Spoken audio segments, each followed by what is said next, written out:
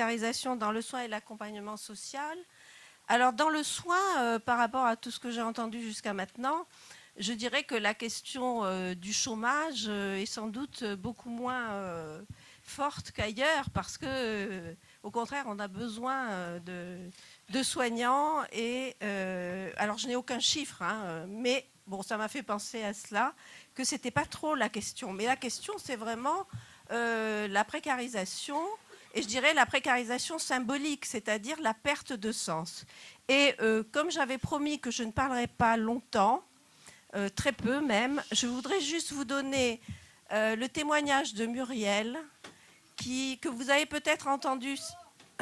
Je voudrais vous donner le témoignage de Muriel que vous avez peut-être entendu sur France Culture en septembre, dans un documentaire sur la souffrance au travail chez les soignants. Et Muriel donc est infirmière à l'hôpital depuis de très nombreuses années. Elle raconte sans pathos, hein, simplement, que c'est pour elle une véritable vocation. Et elle a réalisé que cette vocation venait du jour où, à 9 ans, elle constate dans le livret de famille de ses parents qu'elle a un frère aîné qui est décédé le jour de sa naissance. Et elle travaille à l'hôpital, donc aux enfants malades, en oncopédiatrie, ces dernières années, et elle fait tout le travail que censée faire une infirmière dans ce lieu-là, donc accompagner des enfants jusqu'au moment de leur mort. De tout cela, elle dit que bien sûr, elle ne peut pas en parler chez elle, ailleurs, ce n'est pas des sujets de conversation, ça, vous le comprenez bien. Donc, c'est un travail très difficile, mais qu'elle aime beaucoup.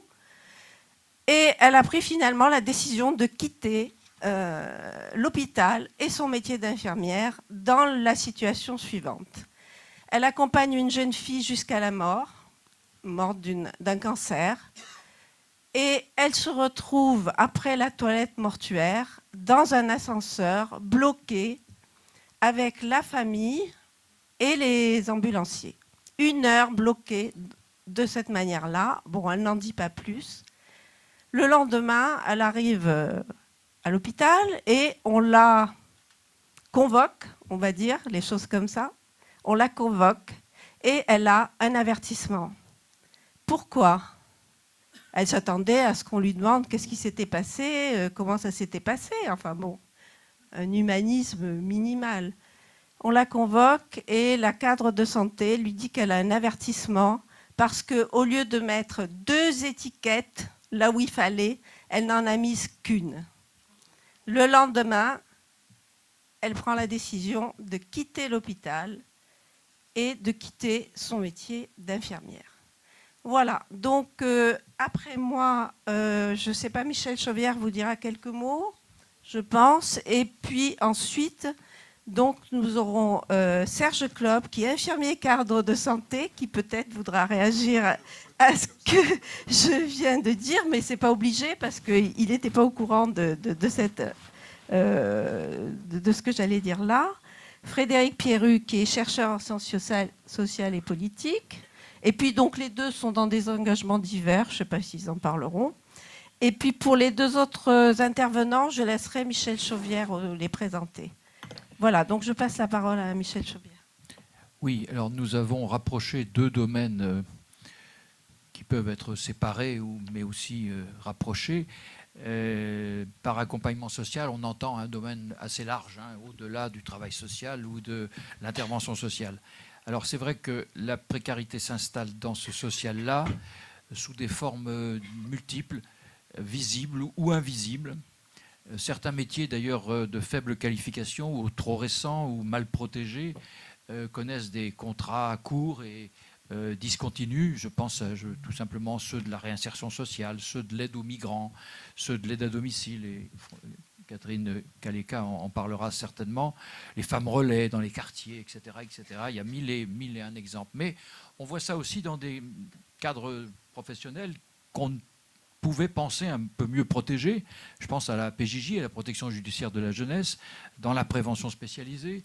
Et ça, c'est pas négligeable. Il y a sans doute d'autres problèmes, peut-être les rapports avec le pouvoir politique. Dans l'animation socioculturelle. malgré ou à cause, je ne sais pas, en tout cas après les réformes des rythmes scolaires, qui ont ouvert un marché à l'animation socioculturelle, mais dans quelles conditions? Dans l'hébergement, les services d'urgence pour l'hébergement, où on voit aussi apparaître des recours à des financements qui ne sont plus ni de la fiscalité, ni des cotisations, mais des social impact bonds, c'est-à-dire des recours à des investisseurs privés, qui imposent d'autres rythmes, d'autres façons de faire, etc. Bref, vous voyez que le tableau, là, se bouge progressivement. Alors, il y a les restrictions budgétaires, bien évidemment, ça c'est lourd, mais il y a aussi les nouveaux modes de management en flux tendu, avec les obligations de résultats, de performance, etc. J'insiste pas. Dans une thèse de sociologie soutenue il y a quelques semaines, la candidate examinait la précarité dans la protection de l'enfance, sous-ensemble que je n'ai pas encore nommé, selon les différents niveaux de qualification, 5, 4 ou 3, puisqu'on trouve de tout. Et ainsi que les agences de travail, ainsi que le travail des agences, j'inverse, d'intérim. Alors ce point est intéressant parce que, évidemment, elles sont lucratives, ça ne fait doute à personne, mais ce qui est important, c'est qu'elles se développent notamment en région parisienne. Alors elle distinguait à partir de là 3 types de précarité. Je lance ça dans le débat, mais certaines ont été évoquées déjà tout à l'heure. Les intérimaires à proprement parler, puisqu'il y a des agences d'intérim, c'est pour fabriquer des intérimaires, mais aussi un certain nombre de professionnels reconvertis en micro-entrepreneurs pour aller sur des marchés de services aléatoires et finalement assez peu profitables, qui se sont fait avoir en quelque sorte, mais qui sont partis comme ça pour des institutions à mauvaise presse pour aller vers un peu plus de liberté. Et aussi les personnels mobiles d'un établissement à un autre, des bouche-trous en quelque sorte, lorsque les employeurs se sont par ailleurs regroupés pour, comme ils disent, mutualiser les fonctions support. Là, la continuité relativement impossible, bien évidemment. Alors plus subtilement s'observent un peu partout des déplacements de qualification. Je ne sais pas trop comment les nommer, vers le bas. En gros, le travail est le même, mais il n'est plus fait par les mêmes. Et ceux-là coûtent moins cher, sont formés plus vite, sont plus dociles aussi peut-être, ou plus exposés que d'autres aux recommandations de bonnes pratiques et à leur évaluation régulière. Ceci a déjà été largement soutenu et développé dans le cadre de l'appel des appels. Enfin, 2 autres processus s'ajoutent à la précarité, disons, matérielle. Le recul de la légitimité de ce travail particulier au plus près des personnes, en situation et dans leur contexte. Alors à travers des mots violents, des mots lourds de conséquences, comme l'accusation d'assistanat ou le soupçon de maltraitance, qui s'est emparé du discours public contre tous ces domaines. Et puis aussi le recul de ce que disait tout à l'heure Marie-Josée, le recul du sens que le travailleur donne à son propre travail. Les raisons pour lesquelles il est allé là-dedans, tous ne sont pas forcément dans cette position-là, mais certains ont quand même volontairement choisi ce type de secteur. Alors la soumission aux normes remplace la créativité, cassant ce qu'on peut appeler le rapport subjectif au travail et en éliminant petit à petit les mots de métier. C'est un indice tout à fait important. Les mots de métier sont progressivement remplacés par les mots de la gestion, les mots de la norme, etc. Alors c'est ça, je crois qu'on peut qualifier, avec Roland et quelques autres, de prolétarisation de ces métiers. Alors il est vrai qu'en face, la syndicalisation est relativement faible, elle reste faible, que les questions plus philosophiques ou sur le sens du travail sont davantage portées par des associations un peu militantes, je pense que Roger nous en parlera, et par quelques collectifs. On en est là, et la question de comment agir pour enrayer la mécanique qui s'impose est entièrement posée, et les solutions sont locales, quelquefois, mais pas faciles à coordonner et à amplifier. Voilà. Alors, on avait dit dans l'ordre, oui, Serge Club d'abord. Alors, donc moi, par rapport au programme, je ne suis plus cadre de santé parce que je suis retraité de la fonction publique. Mais comme la psychiatrie, c'est une passion, je reste très engagé en psychiatrie, y compris avec les patients. J'intitulerai mon intervention avec le titre « Vers la destruction du métier de soignant en psychiatrie, point d'interrogation ». Et je mets le point d'interrogation parce que je suis optimiste. Mais on va voir. Moi, j'ai eu la chance de faire partie de cette génération d'ISP, les infirmiers de secteur psychiatrique, qui a inventé son métier. Je suis entré en psychiatrie en 1978. C'était une époque d'intenses débats où on était persuadé qu'on allait tout changer, tout révolutionner, y compris en psychiatrie. Et ces débats théoriques et politiques qu'on menait en étant élève infirmier On les menait en cours avec les moniteurs du centre de formation, en stage avec les infirmiers qui nous encadraient et aussi avec les psychiatres qui nous encadraient et avec qui on travaillait. La formation d'infirmier de secteur psychiatrique avant le diplôme unique de 92 ne comprenait pas seulement plus de psychopathologie qu'aujourd'hui, mais surtout nous inculquait une culture du sens et de l'engagement dans la clinique du sujet. Après l'obtention de mon diplôme, on m'a expliqué que dorénavant, j'étais autorisé à exercer le métier d'infirmier, mais que mon métier, je ne l'apprendrais vraiment que tout au long de ma carrière, à condition que je fasse l'effort de continuer à lire, me former, m'interroger, débattre. Tout au long de ma carrière d'infirmier, puis de cadre soignant, j'ai pu explorer, défricher de nouveaux territoires, dont y compris celui de la psychothérapie, qui a priori était plutôt fermé aux infirmiers. Attention, je voulais quand même vous dire que ce parcours-là, tous les infirmiers de secteur psychiatrique ne l'ont pas fait. Il y en a nombreux qui se sont contentés de faire leur boulot sans se poser plus de questions, mais la minorité engagée qu'on était, nous on se définissait comme des militants de la psychiatrie, a quand même dans les années 80-90 réussi à faire évoluer la psychiatrie en profondeur. Nous espérions même faire disparaître les chambres d'isolement. Et ça a été possible parce qu'on était engagés. Et par exemple, lorsque je me heurtais à un obstacle, que ce soit l'opposition du médecin-chef, les collègues qui n'étaient pas trop d'accord avec ce que je proposais, ou surtout les blocages de l'administration, je n'ai jamais renoncé. Mais en ayant conscience que si je voulais y arriver, il fallait à la fois travailler pour pouvoir me doter d'une argumentation qui tienne la route et ne pas rester isolé. C'est-à-dire que ce n'est pas moi tout seul contre les autres qui allait y arriver. C'est ainsi qu'en même temps, au fil de mon parcours professionnel, je me suis d'abord engagé dans l'association scientifique de l'hôpital de Maison-Blanche où je travaillais, et puis après dans les réseaux de psychothérapie institutionnelle. D'ailleurs, je reviens là ce matin de Marseille, où j'étais aux journées de la psychothérapie institutionnelle de Marseille hier. Et ces engagements se nourrissent également de mon engagement politique et syndical. Mais je me rends compte qu'aujourd'hui, un tel parcours paraît non seulement impossible dans la culture infirmière actuelle, mais ne fait même pas envie. Pourquoi ? Je pense d'abord que parce qu'on subit depuis les années 80 et ce qu'on appelait à l'époque la génération Mitterrand, qui prônait l'individualisme et le désengagement collectif, une intense campagne idéologique qui vise à la réification des individus au travers d'une culture, entre guillemets, de l'hédonisme où tout serait acquis. Doublé aujourd'hui de ce que moi j'appelle un dressage comportemental qui commence dès la petite enfance avec les écrans. Alors que l'on s'émerveille sur les capacités des enfants à utiliser ces outils, considérant que c'est un signe d'intelligence, il ne s'agit en fait pour moi plutôt que de l'acquisition d'une technicité opératoire, développant plutôt l'abrutissement. Parce qu'il n'y a plus aucun espace pour l'imaginaire. D'où non seulement l'incapacité de certains enfants à jouer, mais surtout le fait que dans ces situations de jeu où c'est lui qui doit inventer l'histoire, ça les met dans une situation d'angoisse terrible. Dans notre société de consommation des loisirs, la vie, ce serait le divertissement. Le travail n'a d'autre objet que de permettre de se payer ses loisirs, qui au final coûtent cher. Le travail ne saurait en aucun cas être source de satisfaction. Dans la santé et en psychiatrie en particulier, cette réification est nourrie de manière particulière. D'abord, on fait croire aux jeunes diplômés que puisqu'ils ont obtenu leur diplôme, ils connaissent leur métier et n'ont plus besoin de se prendre la tête pour l'apprendre. Ils sont essentiellement aujourd'hui affectés dans les unités d'hospitalisation et se retrouvent entre eux. C'est de cela que je vais parler parce que les plus anciens sont aujourd'hui, pour l'essentiel, dans les structures extra-hospitalières ambulatoires. Et donc ils sont entre eux et il n'y a plus d'anciens. Aujourd'hui, un ancien des unités d'hospitalisation, il a 3 ans de diplôme. Donc il n'y a pas de transmission non plus qui se pose.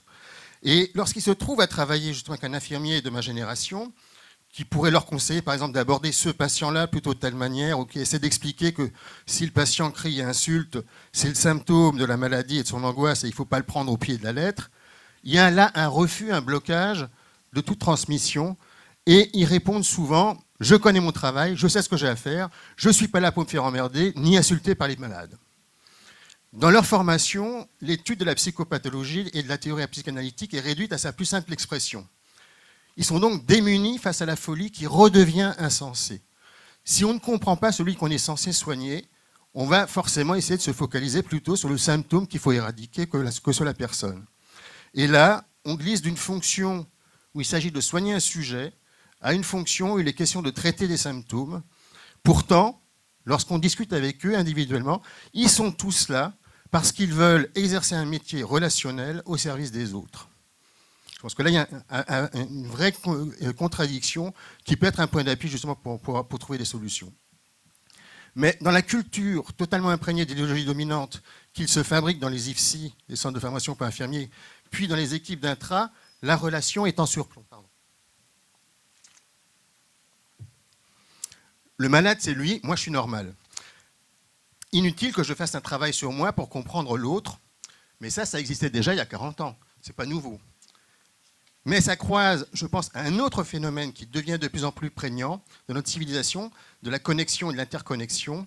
C'est justement la difficulté de se confronter à l'autre, à se mettre à sa place, surtout s'il ne rentre pas dans les cases. Dans ces cas, c'est vécu comme une agression et on est tout de suite entraîné dans un rapport de force. Et je trouve que c'est terriblement bien illustré dans le film de Kent Loach, Moi, Daniel Black. Et ça joue également au sein des relations, dans les rapports au sein de l'équipe. Parce que si la loi du groupe joue à fond dans le même temps, il n'y a plus aucune solidarité au sein du groupe. Chacun travaille de son coin en ayant le sentiment d'être le seul à faire son boulot et passe son temps à dénigrer les autres. Aujourd'hui, dans les services de soins, c'est un enfer au niveau idéologique et relationnel. Puisque nous savons ce qui est bon pour le patient, celui-ci doit faire ce qu'on lui dit. Et s'il est récalcitrant, il est normal qu'on le recadre et que s'il persiste, on l'enferme. Les collègues, aujourd'hui, ne sont plus engagés dans la relation et ils n'ont même pas conscience que le transfert, ça existe et que ça les agit. Et pour éviter d'être malgré tout pris dans une relation transférentielle, parce qu'ils sentent bien quand même qu'il y a quelque chose qui se passe quand ils sont trop proches d'un patient, il y a aujourd'hui une stratégie du nomadisme qui est générale, c'est-à-dire qu'ils changent de service tous les 2-3 ans, alors qu'effectivement, pour rentrer en relation avec un patient, ça demande du temps, ça demande des mois, voire des années, avant que le transfert soit vraiment en place. Et donc là, c'est aussi un moyen de se protéger.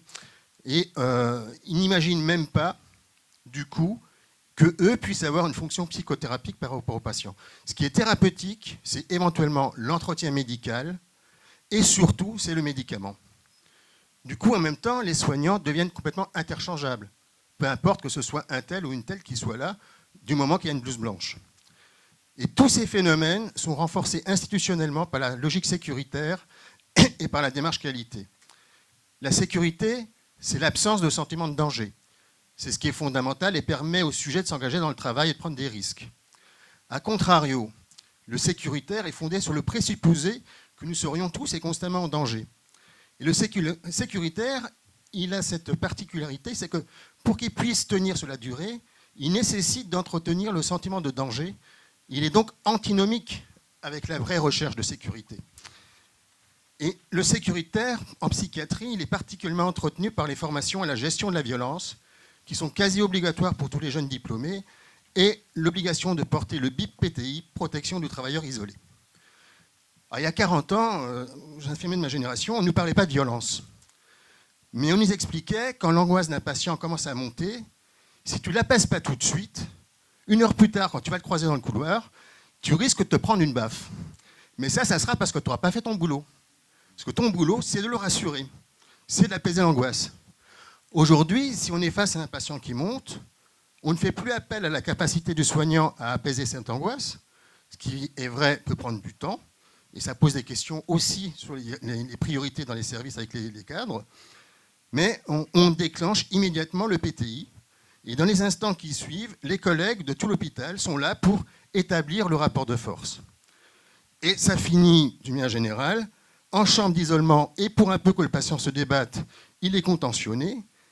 Et pour les soignants, ça finit souvent par un accident de travail. Et là, on a la preuve qu'effectivement, on fait un travail dangereux et qu'on est en insécurité, puisqu'il y a une multiplication d'accidents de travail pour les coups.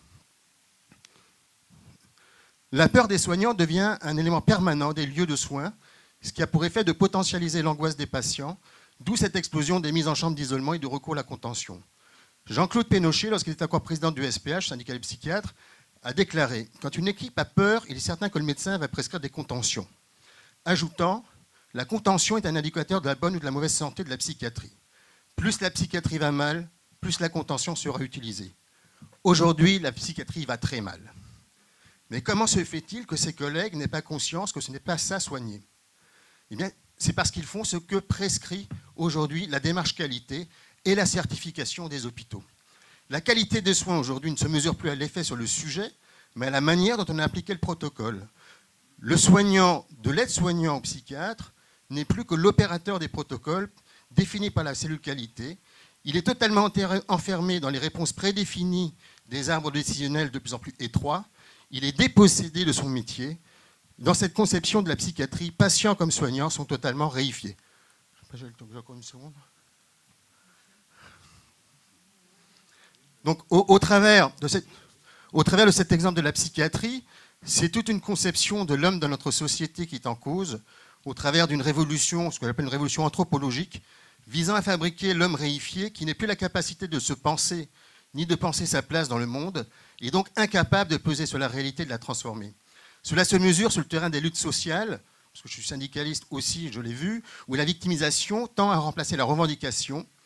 Et regardons la lutte des Uber, en tout cas ceux que j'ai entendus dans les médias, parce que je pense qu'il faut mettre beaucoup plus de nuances, mais ceux qu'on a entendus dans les médias, ils ne luttent pas pour obtenir les mêmes conditions de travail et de rémunération que les taxis, mais ils luttent pour que se réalise le rêve qu'on leur a vendu, à savoir qu'ils gagneront beaucoup d'argent en travaillant peu. Ça ne signifie pas qu'il ne faut pas les soutenir, mais que nous avons, je pense, un gros travail d'ouverture et de créativité à faire pour construire du commun et empêcher cette révolution anthropologique. Et pour conclure, je citerai mon ami Roger Ferreri, c'est pas parce que c'est pire qu'avant c'était mieux.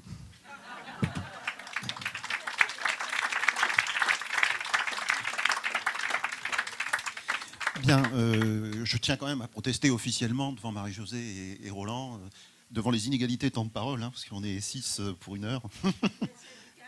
Voilà, c'est ça. Donc on est en risque psychosocial majeur, hein, franchement. Bon.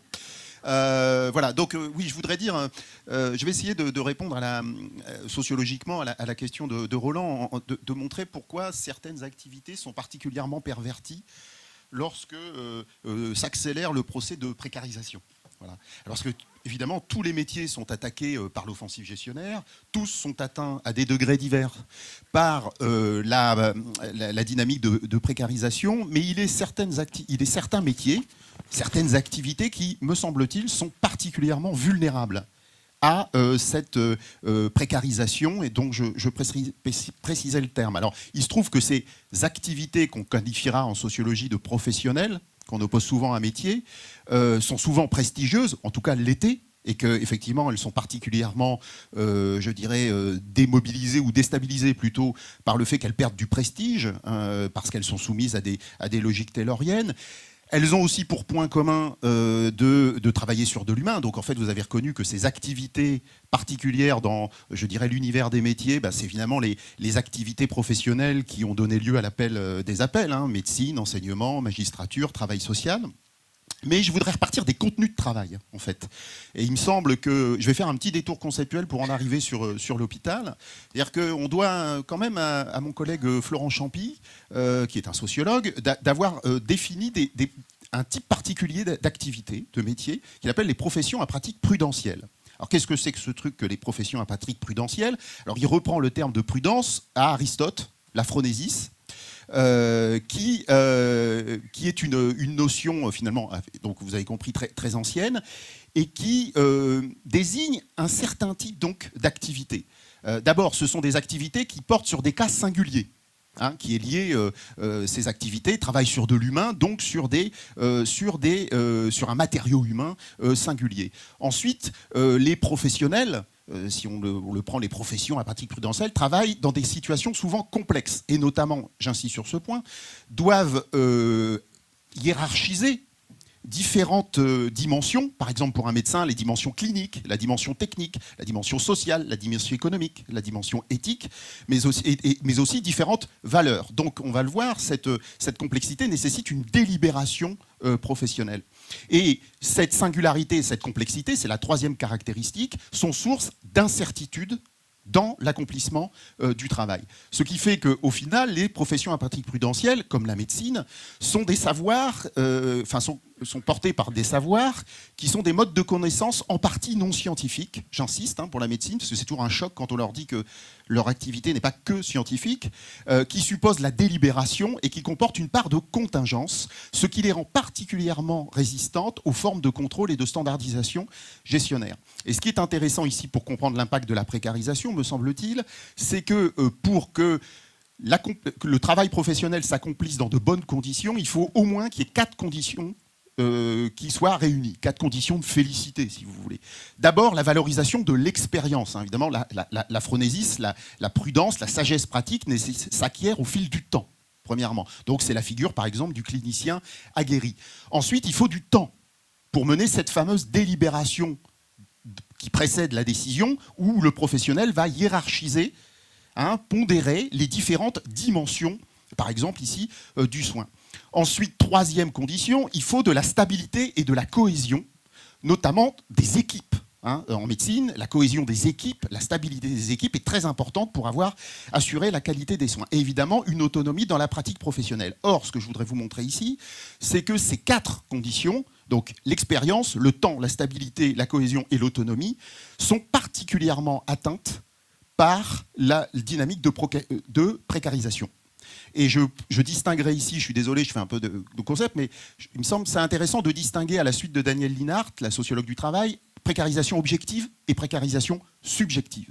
Alors d'abord, il y a la précarisation objective qui est en fait, on en a parlé longuement au cours des premières tables rondes, c'est la précarisation de l'emploi. Alors à l'hôpital, la mise en place de la tarification à l'activité, vous le savez peut-être, qui en quelque sorte quantifie l'activité ou la production d'un hôpital et adapte au plus strict le budget de l'hôpital sur cette activité ainsi quantifiée, en fait des séjours, c'est un indicateur de productivité, la T2A, eh bien on sait qu'avec l'introduction de la tarification à l'activité en 2004, l'emploi est devenu la variable d'ajustement des établissements qui sont ainsi mis sous pression financière. Autrement dit, les directeurs hospitaliers sont obligés de cadrer au plus près l'activité, donc les ressources, avec...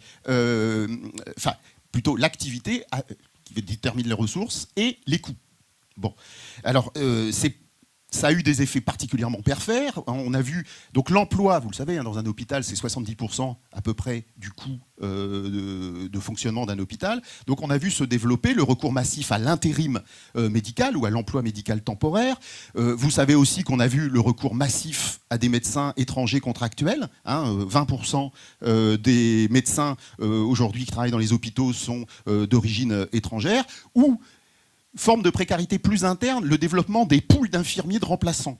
C'est-à-dire qu'en fait, ce qu'on peut appeler des infirmiers volants, c'est-à-dire que pour pallier à l'absentéisme dans les différents services, on a inventé des formes de poules infirmiers qu'on va, en quelque sorte, balancer au gré des besoins, et notamment pour combler les problèmes d'absentéisme, puisqu'on ne s'attaque pas aux conditions de travail. Bien.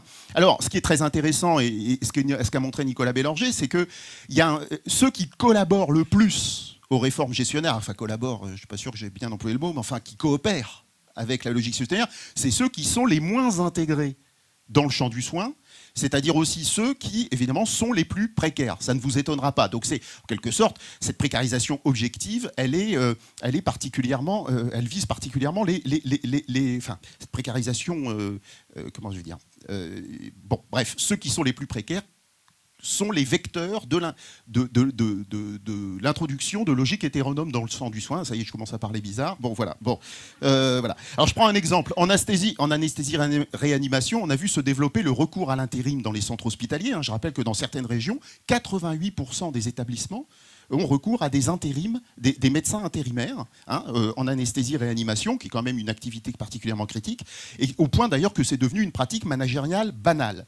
Et il est frappant de constater, à la suite d'enquêtes circonstanciées, que les directions n'ont aucune volonté de recruter et d'encadrer ces intérimaires. Ces médecins, en fait, viennent ponctuellement s'adjoindre aux équipes sans période d'adaptation, puis après, ils changent d'établissement. C'est-à-dire qu'il y a vraiment une méconnaissance totale des directions sur le recours à ces intérimaires et ce qu'ils font dans les équipes et quelle est l'efficacité de leur insertion dans ces équipes.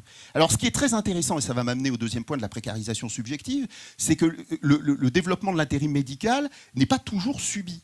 C'est-à-dire qu'il est parfois voulu par les médecins eux-mêmes, ce qui explique par exemple les nombreuses vacances de poste. Et l'hôpital, donc, selon les anesthésistes réanimateurs, n'est plus attractif en raison de ce que la part expressive du travail qu'ils opposent à la part instrumentale. Autrement dit, la part expressive, c'est la réalisation de soi ou l'agir créatif, en gros la dimension œuvrière, pour parler comme Roland et ses co-auteurs, est malmenée donc par le déploiement de la logique gestionnaire et son cortège de protocoles, de normes, d'évaluation quantifiée. Ce qui m'amène maintenant à la précarisation subjective, parce qu'on a beaucoup parlé de la précarisation de l'emploi, il me semble intéressant, donc ce qui relèverait de la précarisation objective, mais là il y a une précarisation subjective. Et la précarisation subjective, si je suis Daniel Lienhard, renvoie à la réforme permanente des organisations, aux restructurations incessantes, aux recompositions continues des métiers, aux mouvements browniens de fusion, de scission, de services, de départements, etc. Autrement dit, le changement permanent est devenu une méthode de management. Et nous dit, écrit Daniel Lienhard, la précarisation subjective vise de fait à déstabiliser les salariés de sorte qu'ils se sentent en permanence sur le fil du rasoir et se rabattent sur les procédures, les méthodes standards, comme une bouée de sauvetage. Autrement dit, la déstabilisation permanente, le sentiment de peur, rendent les salariés dépendants aux aides techniques, aux procédures, aux solutions standardisées promu par les directions. Ce qui veut dire qu'en fait, le changement permanent est un instrument de discipline des salariés. Or, vous le savez, l'hôpital est entré dans une réforme permanente depuis les années 90, c'est-à-dire qu'on a vu s'empiler depuis les années 90 toute une série de réformes, souvent tous les 2-3 ans, sans qu'on ait évalué les réformes précédentes. Et donc ça a mis effectivement les personnels soignants dans une forme d'insécurité, d'instabilité, d'illisibilité de leur environnement professionnel. Alors, qu'est-ce que ça fait cette précarisation subjective ? Ben justement, elle atteint cette précarisation subjective, elle atteint au cœur l'activité professionnelle telle que je l'ai définie par singularité, complexité et incertitude. D'abord parce que cette réforme permanente, ce changement permanent, eh bien, dévalorise de fait l'expérience. Parce que, évidemment, l'expérience n'est plus un atout, une ressource dans le champ professionnel. Au contraire, ça devient ringard d'avoir de l'expérience. Donc le passé est ringardisé, le futur est incertain. Donc ça plonge les professionnels dans une forme, pour parler comme Hartog, de présentisme. C'est-à-dire, on est là, on ne se projette plus, ce que j'ai su, ça ne me sert plus à rien, en tout cas on me dit que ça ne sert plus à rien. Donc voilà, donc on est enfermé, les salariés, enfin les soignants sont enfermés dans une forme de présentisme.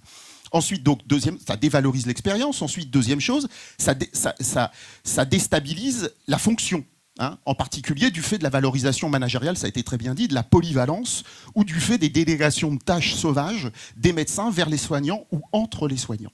Et enfin, troisième condition de félicité du travail professionnel qui est atteinte par la précarisation, c'est la stabilité des équipes. C'est-à-dire qu'on l'a très bien entendu tout à l'heure, c'est-à-dire qu'à la fois les équipes sont beaucoup plus instables parce qu'il y a du turnover, par exemple on voit augmenter le turnover dans les services, mais aussi il y a une concurrence qui s'instaure à l'intérieur des équipes. Donc les équipes sont moins stables et elles sont en quelque sorte moins cohésives. Donc, et donc de fait, ça déstabilise, je dirais, le cœur de l'activité professionnelle. Alors, je vais prendre, pour finir, juste 2 minutes, un exemple. Oui, je sais, je sens ton regard accusateur, Mario, ne t'inquiète pas. Mais j'étais dans un jury de thèse. Non, mais je le sens sur moi. Mais j'ai assisté à un jury de thèse qui est très intéressant. Je la cite ici, Fanny Vincent, parce qu'elle va sortir son boulot, qui est à Dauphine, sous la direction de Dominique Méda, qui a traité un cas fascinant qui est, alors ça paraît technique et pourtant ça ne l'est pas, qui est la banalisation de la pratique des 12 heures, de la journée de 12 heures à l'hôpital. Vous savez, à l'hôpital, les 12 heures, normalement, c'est un régime dérogatoire parce que c'est une atteinte à la santé des soignants et in fine peut-être à la qualité des soins. Donc c'est un régime normalement qui est strictement dérogatoire, c'est-à-dire qu'on doit... on n'y a recours que si on ne peut pas faire autrement ou dans certaines activités, dans certaines spécialités médicales. Or, ce que démontre Fanny Vincent, c'est que les 12 heures se banalisent. Les 12 heures se banalisent alors dans l'hypocrisie générale et on a un superbe exemple de subversion de la norme juridique par la norme gestionnaire, par une norme de fait. Et on voit que la précarisation subjective amène à une forme de servitude volontaire. Je m'explique. C'est-à-dire que, en fait, en gros, qui veut les 12 heures, la banalisation des 12 heures à l'hôpital ? Eh bien, en fait, ce sont d'abord les directions hospitalières, parce que c'est plus rentable, les cadres de santé, parce que c'est plus facile de faire les plannings, mais aussi et surtout les soignants eux-mêmes. Les soignants eux-mêmes, pour deux raisons. D'une part, parce que, alors premier truc, d'abord, le coût des transports et des logements devient tel que les soignants optimisent leur déplacement au domicile-travail. Ça, c'est le côté pas anecdotique, mais qu'il est vraiment. Par contre, ce qui est beaucoup plus intéressant, et là, on voit bien que la précarisation subjective atteint le cœur de l'activité professionnelle et le sens du travail, c'est qu'en fait, en gros, je vais le faire pour aller vite, c'est que les soignants en chient tellement tous les jours qu'ils préfèrent compresser leur temps de présence à l'hôpital, et puis pour être plusieurs jours chez eux, pour oublier le travail. Donc il me semble que vraiment, et qui est marginalisé? Les syndicats. Les syndicats qui défendent la norme juridique, qui défendent le texte juridique, qui défendent... Et donc là, vous voyez qu'il y a quelque chose de particulièrement pervers, où les victimes, les soignants, je dirais, coopèrent avec leurs bourreaux, si j'ose dire, les directions, contre les syndicats qui, eux, défendent la santé au travail des soignants et in fine, la qualité des soins. Donc ce que je veux dire, et j'en finis là, la précarisation objective et subjective, donc dans sa dimension objective et subjective, pervertit en son cœur l'activité professionnelle en tant qu'elle est prudentielle. Elle induit une transformation profonde du rapport à leur activité des professionnels qui, d'une certaine façon, s'en désengagent affectivement et intellectuellement au point de contribuer eux-mêmes à la mise au pas gestionnaire de leur travail. Voilà.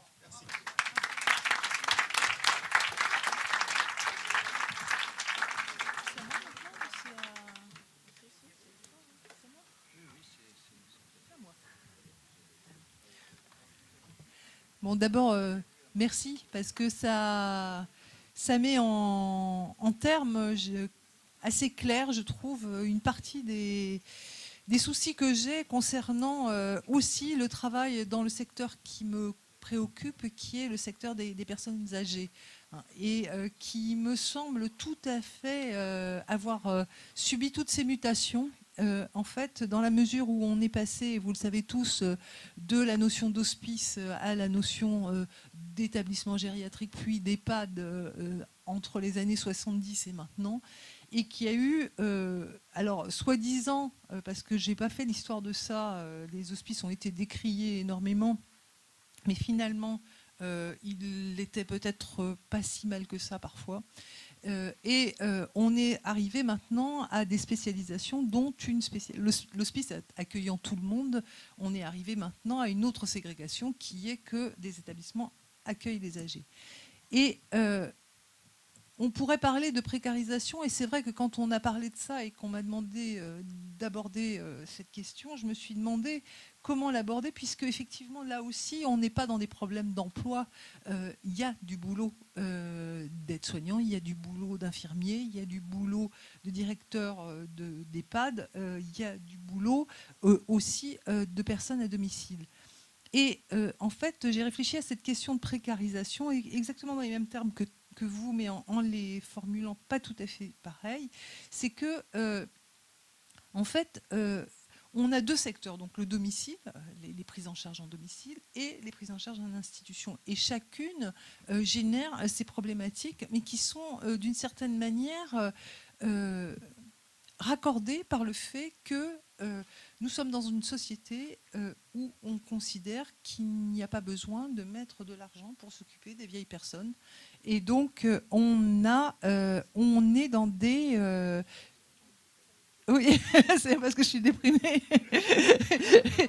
Et en fait, on fait travailler les personnels dans des conditions de nombre qui sont absolument scandaleuses et auxquelles on rajoute tous les process de new management, c'est-à-dire qu'on met dans les maisons de retraite des ratios de 57 équivalents temps plein auprès des personnes âgées, 57 équivalents temps plein pour 100 places, alors que, je vous donne un exemple, dans les maisons pour les personnes très handicapées, c'est 117.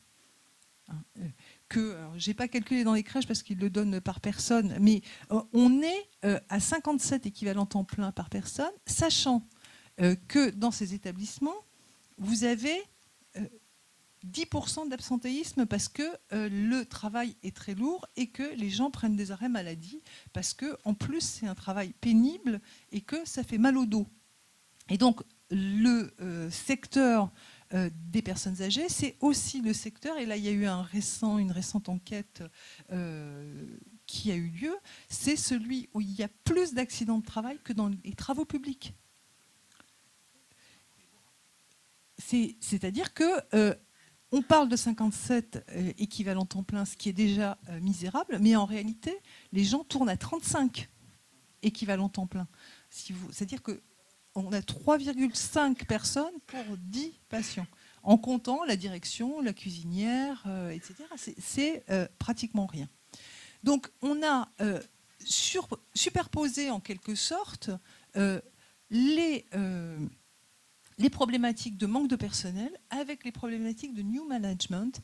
Et on est en train d'exiger dans ces établissements, à juste titre, que ces établissements fassent des démarches qualité. Hein. C'est la nouvelle, la RGPP. La nouvelle, pardon, c'est toi Michel qui va me dire la date de la loi sur les établissements. Oui, la 2022. Donc les établissements pour les personnes âgées sont supposés répondre aux mêmes normes avec un cinquième de capacité en moins. Et eux aussi sont dans des process. Et alors le plus surprenant, alors on engage des qualiticiens. Et on engage éventuellement des psychologues pour faire qualiticien. Enfin, c'est n'importe quoi. Donc on est dans quelque chose où je pense que, je l'avais écrit avant que vous parliez, les personnels vivent dans une précarité objective car les équipes fonctionnent en dessous de l'effectif du fait du nombre important d'arrêts maladie. C'est-à-dire que le matin, quand les gens viennent travailler, ils ne savent pas avec qui ils vont travailler parce que l'équipe va être encore dépeuplée en quelque sorte. Évidemment, les gens ne sont pas remplacés, vous imaginez bien. Alors, il y a eu quelque chose, je n'ai pas eu le temps de faire une recherche assez longue, mais j'ai cherché, vous savez que cet été, il y a eu une grève dans un établissement des Opalines qui a mis en évidence ces conditions de travail. Et j'ai trouvé ça tout à fait significatif qu'ils se battent pour plus de personnel et pour une autre organisation du travail. Et j'ai trouvé que là, il y avait vraiment une connaissance de la réalité de leur travail, parce que souvent, c'est des gens qui sont relativement stables régionalement, et donc ils n'ont pas des phénomènes de nomadisme autant que dans les secteurs de santé. Et j'ai trouvé que leur analyse était vraiment pertinente, parce qu'on est actuellement dans cette notion de précarisation. On précarise le personnel. Je ne vous parle même pas, on a fait, avec des étudiants, quand je dirigeais des mémoires, on a fait des recherches sur le burn-out. Les infirmières à domicile étaient en état de burn-out. Mais on s'est rendu compte en faisant l'enquête que les directeurs des infirmières à domicile étaient en burn-out aussi. C'est-à-dire que toute l'institution, à tous les niveaux, fonctionne sans pouvoir assurer ses charges de travail. Et la précarité, elle touche certes les personnels, mais elle touche du coup les résidents. Alors, on parle de maltraitance, mais moi, je dois vous dire que je n'aime pas tellement ce terme-là, mais je parle de violence sociale. Hein, maltraitance, c'est quoi? C'est des jouets pour amuser les gens, et on va faire des formations anti-maltraitance. Et on ne va pas augmenter. Là, dans mon secteur, et là, ça y est, je suis sortie de mon texte, mais dans mon secteur, on paye je ne sais combien des formations à la toilette qui durent, alors, ou les organismes de formation qui sont des purs escrocs, je ne nommerai pas, expliquent au personnel comment, en mettant 1h30, on peut arriver à faire une toilette avec quelqu'un qui n'a pas envie de la faire. Mais n'importe qui peut y arriver, sauf que les gens, ils ont 6 minutes. Et on a payé 10 000 euros la formation pour le personnel qui part en arrêt maladie parce qu'on leur a montré comment on peut bien s'occuper des gens. Et ils sont tellement déprimés après qu'on leur dit qu'ils sont maltraitants et que quand même, s'ils faisaient un petit effort, ils pourraient y arriver. Donc, et on se retrouve aussi confronté aux patients, aux résidents, mais aux familles aussi. Là, je ne sais pas, il y a eu un article sur la culpabilité des gens qui mettent leurs parents âgés en maison de retraite. Bah, évidemment, si on organise quelque chose aussi mal, on ne peut que se sentir coupable de mettre son parent en maison de retraite. Donc on est dans quelque chose où on fait payer à nos vieux et au personnel qui travaille avec eux la non prise en compte sociale de la problématique qui est que quand on vieillit, on a besoin d'aide et que la société devrait pouvoir le prendre en compte. Alors on nous rebat les oreilles avec les concepts d'autonomie, comme si quand on vieillissait, on n'allait pas devenir bancal. Voilà. Donc je vous signale qu'il faut mourir en bonne santé. Voilà. Je vais arrêter là parce que ça va faire une diatribe, mais voilà un peu ce que j'ai sur le cœur. C'est pas exactement ce que j'avais écrit.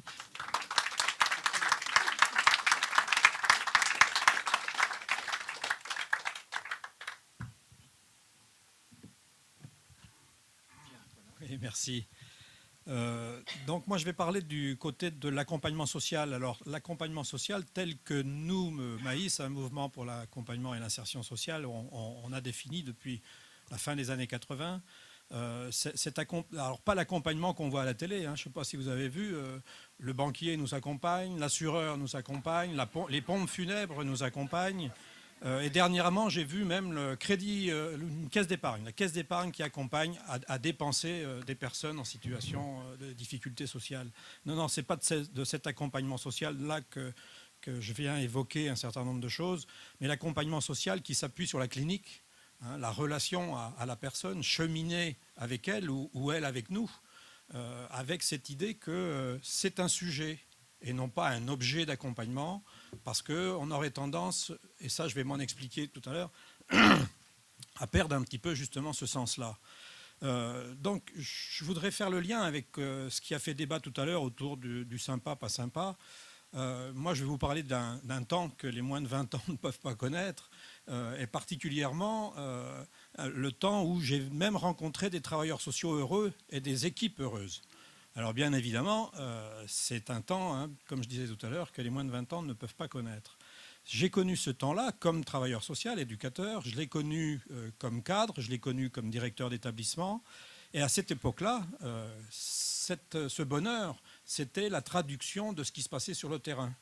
Alors, on créait, on a inventé, on n'a pas attendu un certain nombre de directives, et notamment la 2.2, comme dont tu parlais tout à l'heure, Michel. Hein, beaucoup d'équipes et d'établissements ont anticipé et n'ont pas attendu ce genre de directives qui, finalement, ont été complètement galvaudées une fois que ça a été sorti. Mais bon, ça, c'est une parenthèse. Et donc, cette période, je ne la généralise pas. Je sais que ce n'était pas le bonheur partout, ce n'était pas sympa partout. Mais moi, ce que j'ai eu l'occasion de rencontrer, c'était sympa. Et c'était vraisemblablement lié, après réflexion, et un petit peu quand j'ai travaillé un petit peu l'intervention avant de venir, c'était lié à la reconnaissance de notre légitimité professionnelle. À cette époque-là, quand on créait, quand on déposait un dossier, quand on structurait quelque chose, le financeur, en règle générale pour les DAS, anciennement et maintenant ARS, ou le Conseil général, maintenant Conseil départemental, nous écoutait parce qu'il reconnaissait notre légitimité et il reconnaissait le boulot qu'on faisait sur le terrain. Donc ça, c'était avant. Parce que bien évidemment, il y a des changements et il va y en avoir d'autres. Et c'est ce qui nous fait craindre justement que la place de l'accompagnement social tel que nous, on le définit, va être vraisemblablement mis à mal. Et pour autant, on va peut-être avoir des solutions à proposer. Alors, qu'est-ce qui se passe? Qu'est-ce qui s'est passé? Qu'est-ce qui se passe et qu'est-ce qui se passera? Qu'est-ce qui s'est passé? Bien évidemment, on nous a vendu l'argent. Hein, on nous a vendu les budgets. Le conseil départemental qui, en gros, a un budget dont plus de la moitié est pour l'action sociale, les personnes âgées, la protection de l'enfance, l'ASE, les personnes handicapées et j'en passe. Et donc, on a commencé à nous vendre cette notion que, bah oui, les budgets, il fallait les restreindre, il fallait faire attention aux dépenses. Et puis, il y a eu les lois de décentralisation qui ont fait que chacun regardait l'autre en disant, mais qu'est-ce que je paye pour lui? Qu'est-ce que lui pourrait payer pour moi, hein, les diversités un petit peu de budgétaires de cet ordre-là. Et donc, ça a fait naître, alors, il n'y a pas très longtemps, mais ça a commencé à déstabiliser un petit peu les choses, ça a fait naître les appels d'offres. Hein, notre secteur, aujourd'hui, quand on veut créer quelque chose, quand on sent la nécessité Avant, on faisait et on acceptait ou on était refusé, mais on prenait cette initiative. Maintenant, l'initiative ne nous appartient plus. Donc là aussi, ça vient un petit peu mettre à mal la légitimité professionnelle. Donc il faut rentrer dans des cases. Il faut rentrer dans la case de l'appel d'offres. Alors bien évidemment, et on en a eu la preuve en faisant des analyses un petit peu des appels d'offres qu'on a pu avoir et la traduction que ça s'est fait sur le terrain, la traduction que les équipes avaient traduit ça. Et on s'est rendu compte qu'il y avait deux types de réponses aux appels à projets. Il y avait les appels à projets des grosses associations. Tout à l'heure, vous parliez des associations qui ont embauché des chargés de mission, des DRH, des DAF, tout ça, et donc ont constitué des armées mexicaines, donc pour être armés pour répondre aux appels à projets. Donc ça, alors c'est pas pour autant qu'ils les remportent, ces appels à projets. Et l'autre catégorie, c'est souvent des petites associations, des petits établissements qui, eux, ont mis la main à la pâte et qui écrivent eux-mêmes, alors avec la direction, mais aussi les travailleurs sociaux, qui écrivent la réponse à projet. Et donc, c'est quelque chose qui est en lien avec leur pratique. Alors que ce qui est fait par un chargé de mission, alors qu'il a peut-être une tête bien faite, mais qui connaît absolument rien à la démarche, à la démarche d'insertion sociale, à la démarche un petit peu de ce qu'on défend ou de ce qu'on peut défendre sur le terrain. Donc bien évidemment, il y a un décalage. Il y a un décalage et ça aussi, ça contribue à cette perte de légitimité. Donc ça, c'était ce qui se passait. Qu'est-ce qui se passe aujourd'hui ? Ce qui se passe, ou tout du moins pour finir ce que je disais sur l'avant, j'ai connu aussi l'époque où on pouvait quitter un boulot aujourd'hui et demain en retrouver. Il n'y avait aucun problème d'emploi, aucun problème de chômage dans notre secteur. Aujourd'hui, on a de plus en plus d'exemples de jeunes qui sortent des écoles de formation. Alors bien évidemment, la motivation, bien évidemment, musclés, formés donc pour travailler, et qui doivent enchaîner. Là, on a le cas d'une collègue là, qui a enchaîné 40 CDD en 4 ans. Dans le même établissement, j'allais dire entreprise, mais c'en est devenue une, dans le même établissement. Et donc avec cette difficulté, d'abord du sens qu'elle avait mis à s'engager dans le travail social, parce que c'est aussi, comme le soin, comme d'autres, mais c'est aussi un secteur où on s'y engage avec ses tripes. Donc là, c'est sabré. Cette jeune personne qui souvent disait « mais je ne sais pas si je ne me suis pas trompé de voie, je ne sais pas s'il faudrait peut-être mieux que j'aille ailleurs ». Et donc, en attendant, elle faisait des CDI, enfin des recherches de CDI, et à chaque fois on lui disait « non mais vous n'avez pas assez d'expérience ». Bon, oui, alors donnez-moi de l'expérience pour que je puisse un peu faire mes preuves. Non. Et aussi obligé, parce qu'il faut bien aussi vivre, déqualifier. Elle travaillait, elle acceptait des postes de moniteur éducateur, AMP. On n'a rien, j'ai absolument rien contre ces catégories professionnelles, mais quand on est EduxP, on aspire à faire un boulot d'EduxP. Et donc, c'était bien cette notion-là. Donc, c'est ce qui se passe aujourd'hui dans notre secteur. Et donc, on a à craindre de ce qui est engagé, de ce qui va venir, de ce qui nous fait peur, parce que autant dans cette période-là que j'ai vécue, on était dans une obligation de moyens.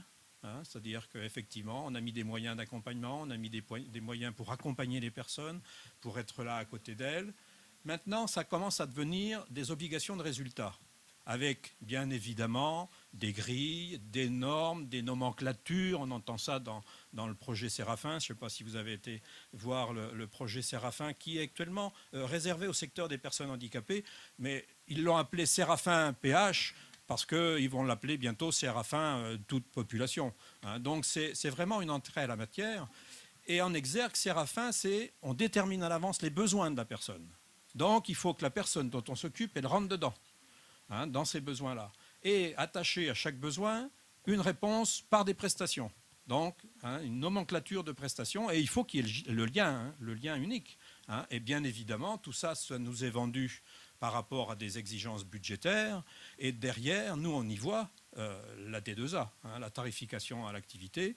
Et donc, à terme, une tarification qui va nous imposer, à bien rentrer dans les cases par rapport aux besoins des personnes. On a beaucoup travaillé, on continue de travailler beaucoup dans le secteur psychiatrique, dans le cadre des SAMSA, services d'accueil, enfin services d'accompagnement à la vie sociale et médico-sociale. Donc de plus en plus, on a des équipes avec des prestations de soins. Il est bien évident que faire entrer quelqu'un qui est porteur de troubles psychiques dans la grille des besoins, on va y trouver plusieurs cases.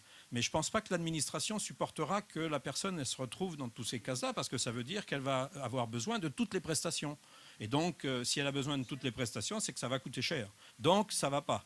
Et donc, pour ça, eh bien, on délégitime le travailleur social, on délégitime les équipes, parce que on le lit bien hein, dans certains rapports, notamment le rapport Pifto qui garantit zéro sans solution. C'est ça l'objectif, hein, la frénésie du zéro. Hein, et donc de laisser croire que si on en est arrivé là, c'est parce que les travailleurs sociaux n'ont pas fait leur travail. Alors ils ne le disent pas, hein, ils le disent pas comme ça. Mais on pourrait à travers les lignes comprendre cette lecture-là. Et de penser que, bah oui, s'il y a trop de gens qui n'ont pas de solution, s'il y a trop de gens, parce que ça, c'est né aussi, vous savez, il y a eu des documentaires, enfin des reportages à la télé sur ce qui se passe, et on peut comprendre le désarroi des parents qui sont obligés d'aller en Belgique pour faire soigner leur enfant parce qu'ils ne trouvent pas de solution en France. Alors bien évidemment, c'est triste, et bien évidemment, on compatit à ce problème-là. Mais ce que je veux dire, c'est que c'est trop facile de laisser croire que s'il n'y a pas de solution, c'est que parce qu'on n'en a pas trouvé. Hein, alors, parce que quand on a vu ce titre-là, Zéro sans solution, on s'est dit, tiens, on va avoir des moyens supplémentaires. Ah non, là, c'était quand même un autre monde, ça aussi, et il ne faut pas rêver quand même. Hein. Et donc, ben oui, bien sûr, il faut qu'on fasse des coupes sombres. Et donc, ces coupes sombres, comme je disais tout à l'heure, les directions générales, les grosses machines qui se sont regroupées. Vous savez, il y a un responsable là qui était au ministère des Finances, qui s'appelle Jean-Pierre Hardy, qui avait dit qu'il y avait trop d'associations en France. Il faut faire des grosses associations, des associations à 1000, 1500 salariés. Hein, et donc, les petites associations, celles pour nous qui ont peut-être plus produit du social, bah, celles-ci, il faut qu'on les mette de côté. Mais pour vivre ces grosses associations, on s'en est rendu compte de celles qui existent, eh bien, elles ont des armées mexicaines à la tête. Hein, et donc, comme c'est un budget comptant, bah, il faut bien aller chercher des sous quelque part pour les payer ces chargés de mission, ces DRH, ces DAF, avec secrétariat, et j'en passe. Hein. Et donc, ben, on rabote. Hein, et vous parliez de 70% du budget par rapport aux hôpitaux. Dans le social, c'est plus de 75% hein, la charge de personnel. Donc, bien évidemment, on va chercher sur la charge de personnel pour permettre au staff. Alors, je ne généralise pas. Je sais qu'il y a des associations qui ont encore une éthique, qui ont encore un certain nombre de garanties et de mettre du sens derrière leur travail. Mais il y a des grosses associations. Alors, bien évidemment, on nous taxe de ringards parce que justement, on ne veut pas évoluer dans le sens de cette modernisation, comme ils disent. Mais de la modernisation, c'est pas forcément bon, hein, pas tout le temps. Surtout quand ça se fait au détriment des collègues. Et donc, petit à petit, on commence à voir, ben oui, une déqualification du social, enfin une dévaluation du travail social, et donc, par ailleurs, une déqualification des personnels. Une déqualification par le bas, hein, déqualifier, ça veut bien dire ce que ça veut dire. Et donc, ça va vraisemblablement faire plus de mal encore d'ici 2 ou 3 ans, parce que je ne sais pas si vous avez vu que cette annonce, enfin cette décision qui vient d'être prise, que j'ai partagée pendant longtemps, de faire passer nos collègues qui étaient de niveau 3, éduc, AS et conseillers en économie sociale et familiale, de les faire passer du niveau 3 au niveau 2. Hein, c'est-à-dire passer non pas comme cadre, hein, mais avec une responsabilité. Et quand on lit les rapports que je viens de vous citer, on entend parler de référents de parcours, de gestionnaires de cas, de dossiers, de coordinateurs, et de faire en sorte que ces personnels, alors bien évidemment, moi je suis content qu'ils passent niveau 2, ça a été la lutte des AS, et je l'ai partagé, je l'ai soutenu, mais si c'est pour vendre notre sens du travail social, parce que s'ils deviennent essentiellement des gestionnaires de dossiers, hein, derrière un ordinateur avec une tripotée de travailleurs sociaux qu'il va falloir déqualifier, parce que ce ne sont plus des travailleurs sociaux de niveau 3 ou des travailleurs sociaux éduc, AS et conseillers en économie sociale et familiale qui seront en lien directement avec les personnes pour faire de la clinique, pour faire d'un cheminement clinique, un cheminement d'accompagnement social tel qu'on le définit.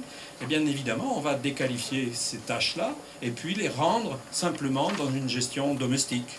C'est-à-dire passer pour voir si le ménage est fait. Alors, je ne dénature pas non plus le travail de ces collègues-là, hein, là-dessus, mais c'est pour donner un petit peu cette transformation qu'on voit poindre là à l'horizon, et que cette notion, elle nous amène bien évidemment à critiquer les objectifs de résultats, hein, parce qu'il y a beaucoup d'associations qui se sont dotées d'outils, alors d'outils qui sont soi-disant des aides à la gestion, mais qui sont simplement des cases à remplir. Et on défend, nous, l'idée que les personnes dont on s'occupe, elles ne rentrent pas dans des cases. Hein, on ne peut pas les rentrer dans les cases. Donc on milite, on lutte pour faire passer ce message. D'abord, de savoir qu'est-ce qui se passe pour mieux le contrecarrer, pour mieux aider ces associations qui veulent, avec leurs équipes, défendre le bout de gras de la clinique, de l'accompagnement social, et puis un petit peu dépasser cette notion de l'objectif résultat ou zéro sans solution, comme si une erreur de parcours n'était pas autorisée, alors que, bien évidemment, ça fait partie de la vie, que ce ne soit pas irrémédiable, bien sûr, mais ça fait partie de l'existence, ça fait partie de ces relations humaines. Je vous remercie.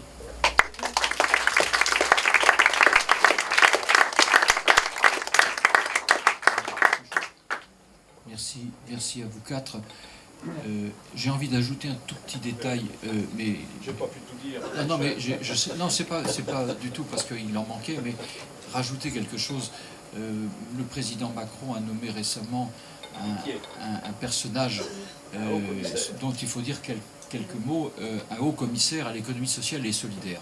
Alors, il y a deux choses là-dedans. Il y a la création d'un haut commissariat, ça j'ai rien contre, mais le choix de la personne, ça il y a moyen de discuter. Monsieur Ittier s'est singularisé par le passé en venant du monde financier et a pris la présidence, la direction de la sauvegarde du Nord, qui est une grosse association, après avoir été un consultant d'ailleurs pour remettre en ordre cette même association du Nord de la France, en difficulté d'ailleurs financière, etc. Mais il a été nommé par M. Ittier, il a été nommé par M. Macron au commissaire, c'est-à-dire en gros quasiment avec rang de ministre, pour développer l'économie sociale et solidaire. Et je voudrais attirer l'attention sur la difficulté à saisir ce qui se passe derrière l'économie sociale et solidaire. Je le dis simplement, il y a des aspects qui rejoignent ce qui a été dit tout à l'heure, c'est-à-dire il y a de l'initiative civile là-dedans, mais il y a aussi des gros porteurs énormes qui n'ont plus rien à voir avec l'idéal historique de l'économie sociale et de l'économie solidaire.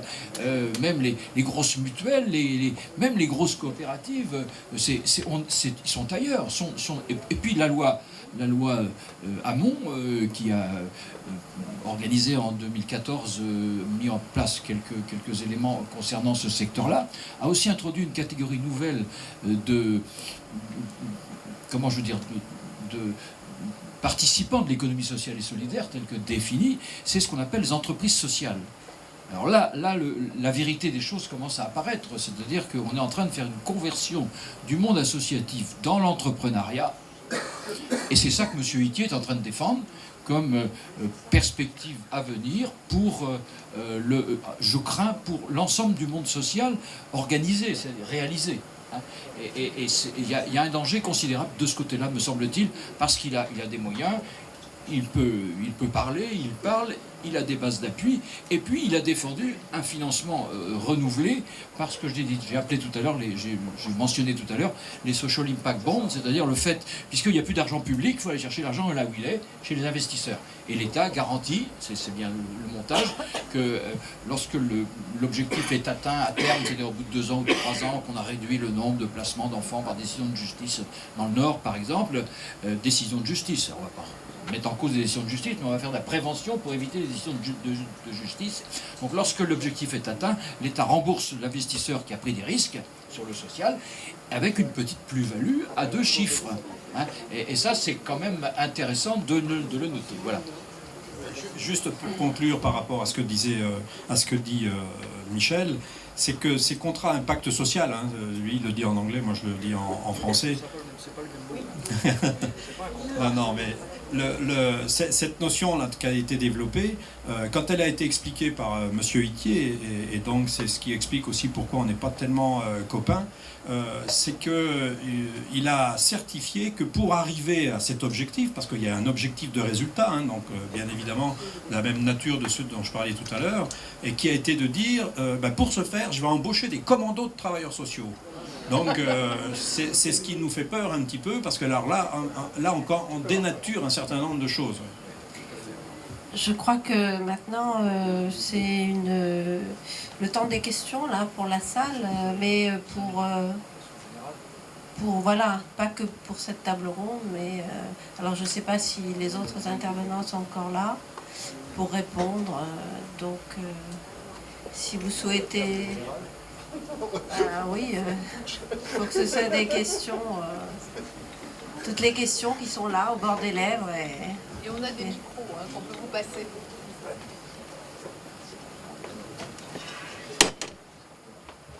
Juste en attendant que quelqu'un cause, sur le médico-social, il faut savoir que là, je crois aujourd'hui qu'il y a 600, je ne sais plus combien d'associations qui ont tout un projet très particulier et qui vient justement, effectivement, d'une volonté de faire quelque chose. L'objectif, c'est quand même de passer à moins d'une douzaine d'associations et qui vont notamment devoir prendre en charge toute une partie des patients aujourd'hui qui sont encore en psychiatrie, que la psychiatrie va devoir évacuer parce que nous, on va s'occuper des radicalisés.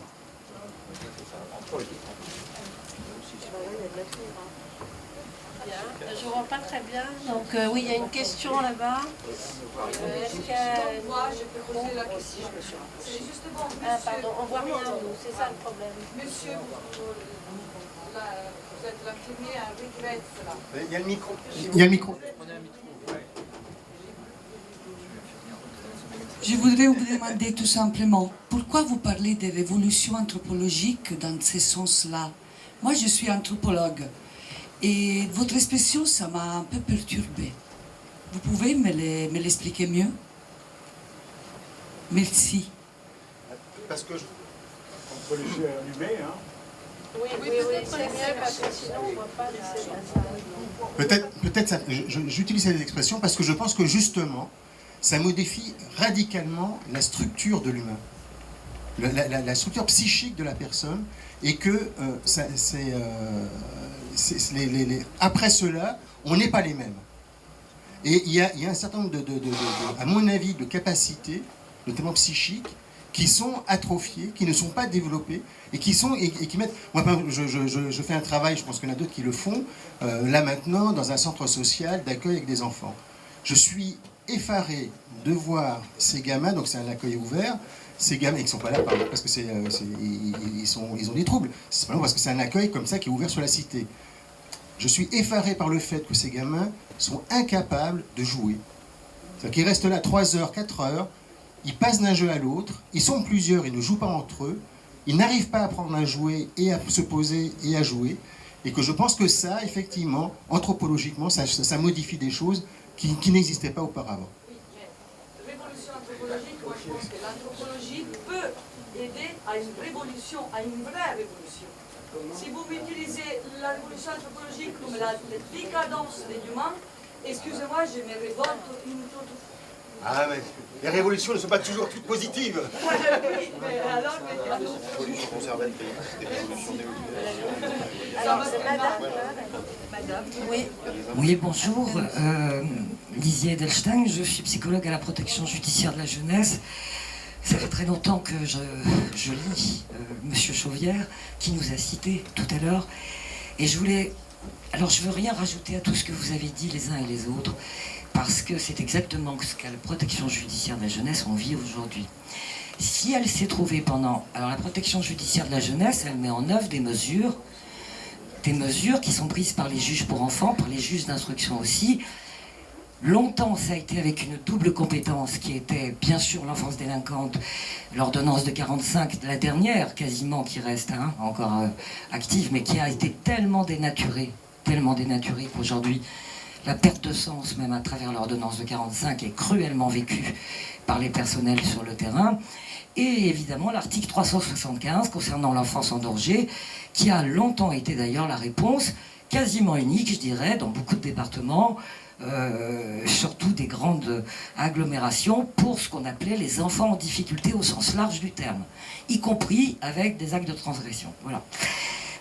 Moi, là, j'ai pris la parole, non pas pour revenir, vous, Serge, qui l'a dit, ça fait longtemps que je pense qu'on a été calés, nous, quand cette petite administration s'est créée sur la structure hospitalière. On a le tribunal départemental, on a les services départementaux ambulatoires et on a les foyers. Et je voulais prendre la parole pour parler des structures d'hébergement.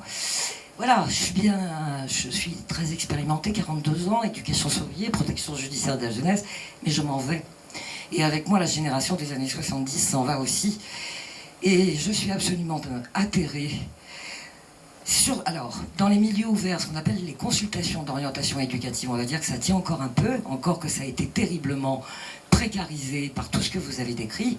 Ça a commencé avec la RGPP, avec les trous partout, le flux tendu, des normes invraisemblables, et puis cette petite administration qui avait 6000 personnels à tout casser, dans le meilleur des cas, elle a servi de cobaye pour tout ce que vous avez vu après se déployer, y compris à l'hôpital. Elle a servi de cobaye pour l'évaluation, les items. On a vu passer des fous aller au-delà de l'attente de l'administration. Enfin bref, ça a servi aussi à donner, à opposer les gens à l'intérieur et à créer cette, effectivement, ce que vous avez dit, surtout en Seine-Saint-Denis où je travaille, vous imaginez, les gens, ils restent 3-4 ans. Ceux qui restent, c'est les militants.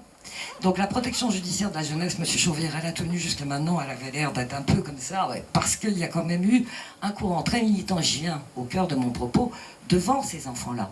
Cette enfance irrégulière, comme dirait Jacques Bourquin. Je veux dire, cette enfance irrégulière que quand même, on avait souhaité, d'une façon très militante en termes de justice sociale, accompagner autrement, réinsérer monsieur, bien sûr, autrement, et surtout avec un regard extrêmement différent sur elle.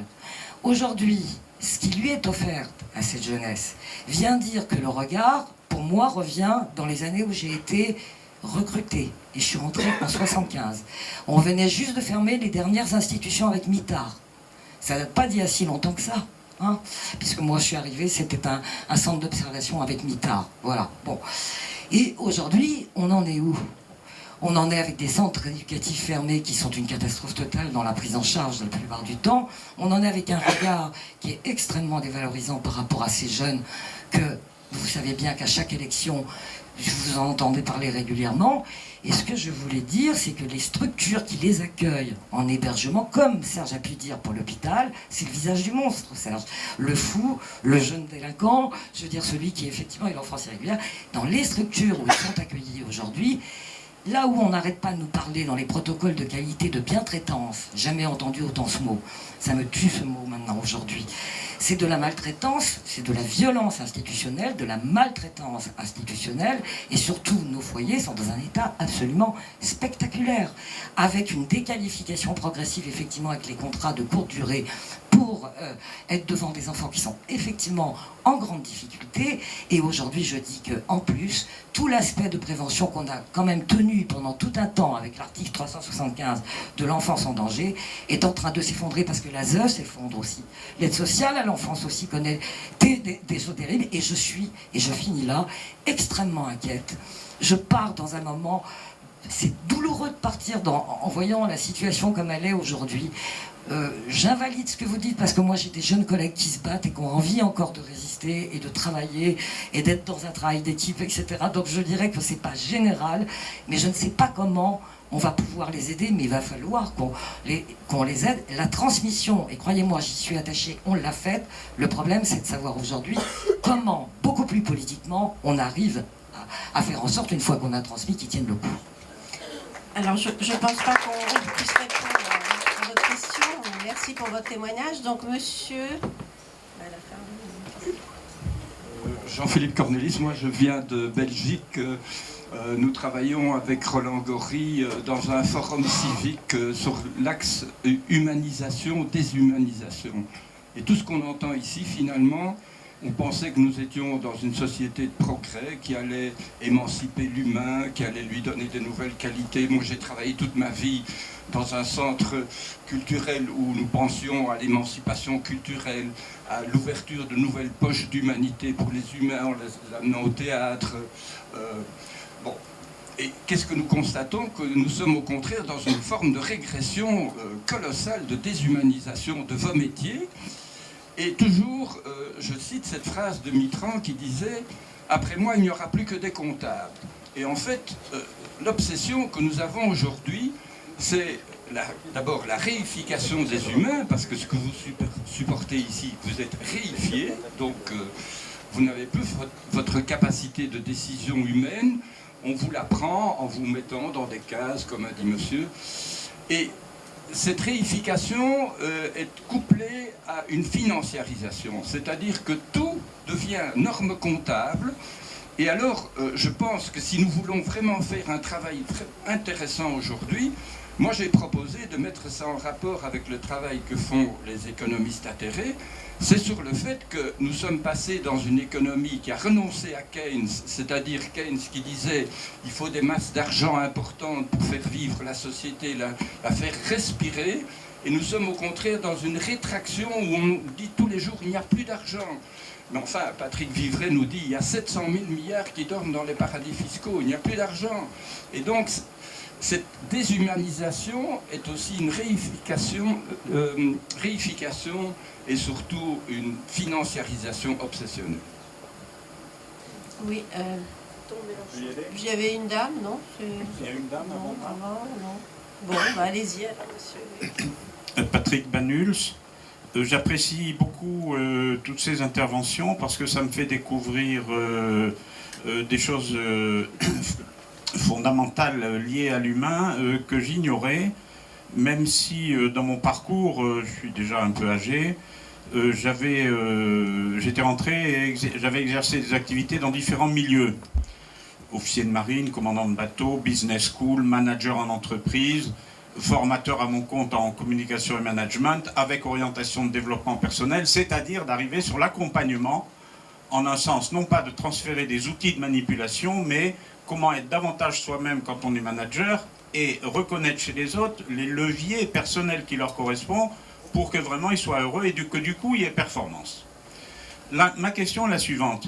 Je suis heureux de découvrir les contenus de vie de chacun, des uns et des autres. Je suis content de découvrir des processus qui font que c'est comme ça. Ma question, c'est comment aller plus haut? Pour qui profite le crime?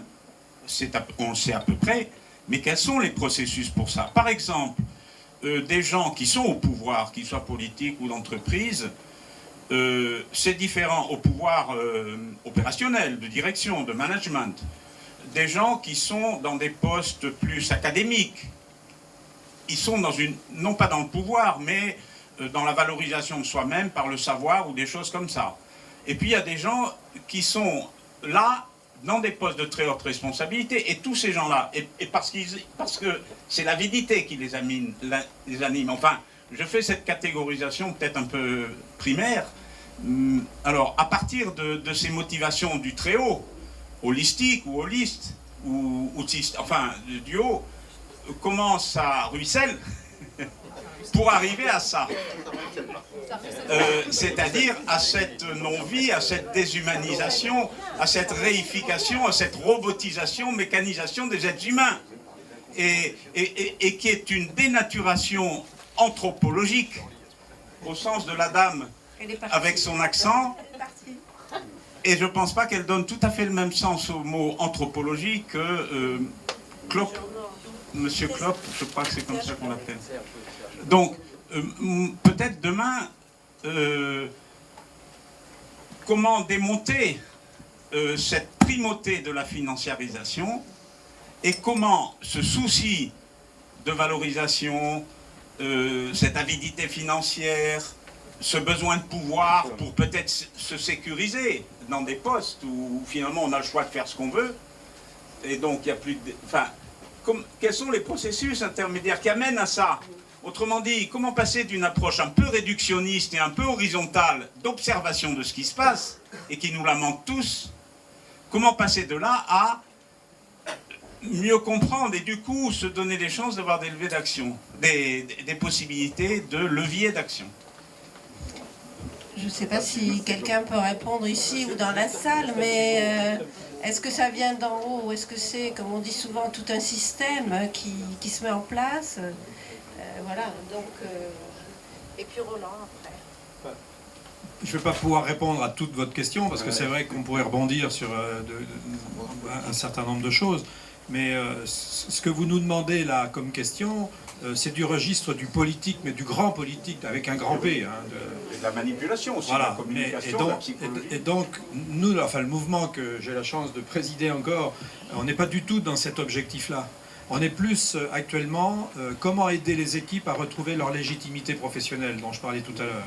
Hein, et que cette légitimité, je pense qu'il faut quand même la renvoyer à chacun sur ce que vous dites, la valorisation de ce qu'ils font, comment ils prennent en compte, hein, comment on prend en compte la maladie quand on accompagne des personnes en situation de handicap psychique, comment on accompagne, comment on tient compte de la parole de la personne. Parce qu'actuellement, on nous a mis ça dans la tête. La loi 2002, c'est l'individu au cœur du dispositif. Mais on a l'impression que le dispositif, c'est comme une cible. Et puis, on tire sur celui qui est au milieu. Donc, c'est pas de ça, nous, qu'on veut. C'est vraiment, comme je disais, s'appuyer sur la clinique pour vraiment faire considérer la personne comme un sujet. Et que cette notion-là, on s'est rendu compte que nous, les travailleurs sociaux, on avait du mal à rendre compte de cette prise en compte. Et donc maintenant, on commence à réfléchir, avec les sciences humaines d'ailleurs, parce que je crois que tout seul, on n'y arriverait pas, mais donc on s'associe aux sciences humaines dans les régions pour travailler sur cette notion, comment rendre compte de notre travail. Parce que je peux vous dire que ce qu'on entend, ce que l'on voit, quand on a cette chance de rencontrer nos collègues et de nous dire, beaucoup écrivent ce qu'on appelle des vignettes cliniques de leur travail, je peux vous dire que ça parle. Alors, bien évidemment, c'est à petit échelon, mais je pense qu'il faut aussi que les travailleurs sociaux, comme d'autres, soient dans cette dynamique un petit peu de rendre compte aux autres, parce qu'effectivement, si on se contente simplement d'analyser les grilles qu'on va nous demander à remplir, c'est vraiment cette notion-là qu'il faut qu'on travaille. Alors, Roland, vous passez à droite, là, et après, voilà. Et après, monsieur... Non, enfin, très rapidement, je ne voudrais pas reprendre ce que j'ai dit au début, mais votre question en même temps, j'ai envie d'y répondre, partiellement, mais d'y répondre un peu. Moi, je ne crois pas qu'aujourd'hui, si vous voulez, le pouvoir pour aller vite soit du côté de ceux qui ont le savoir ou du côté de ceux qui ont, par exemple, une technique spécifique ou une pratique professionnelle. Si on prend l'hôpital dont Frédéric a parlé, et ben, je vais en parler mieux que moi, ou si on prend l'université que je connais bien, le pouvoir aujourd'hui, c'est un pouvoir technocratique. C'est pas du tout le pouvoir... Regardez ce documentaire, si vous voulez, dans le ventre de l'hôpital. Il est très significatif. Vous avez des chirurgiens qui sont des patrons de médecine, des PUPH, qui avaient un pouvoir absolu, un pouvoir quasiment de vie et de mort sur la carrière il y a 20 ou 30 ans, ce qui n'est pas forcément une bonne chose d'ailleurs, et qui aujourd'hui sont complètement sanctionnés, déculottés par la petite directrice adjointe de l'administration qui va faire trembler les patrons, etc. Et là, il faut voir à qui profite le crime. À qui profite le crime. Et là, je crois qu'il faut entendre ce que disait Jean-Philippe tout à l'heure, Jean-Philippe Cornelis, à savoir, il parlait de Keynes.